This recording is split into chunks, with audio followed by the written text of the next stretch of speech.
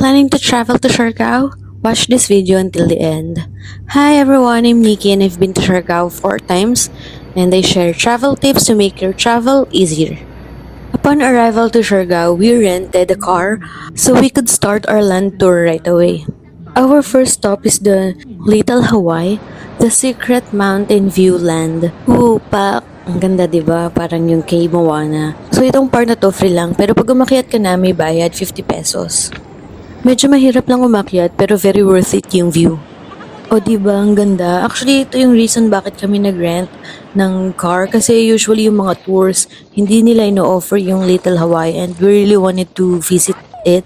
So, nag-rent na lang kami and medyo nakamura kami compare kung mag-tour kami plus magbabayad kami ng airport transfer. Our next stop is the Coconut Plantation.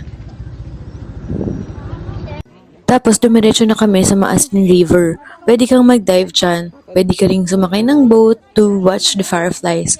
Pero dahil hapon na, hindi na kami umabot doon. So, nag-dive na lang yung pamangkin ko. After namin magtingin-tingin sa Maasin, nag-try kami nung tuway. Sa labas lang yan ng Maasin, 15 pesos or 10 pesos isa.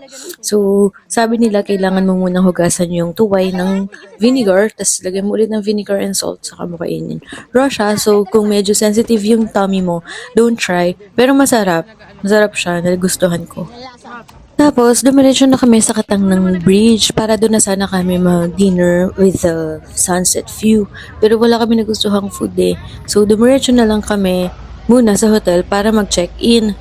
Tapos, nag-dinner na lang kami sa Corvada. That's it for day 1. Thank you for watching. Make sure to follow if you want more Siargao travel content. Thank you!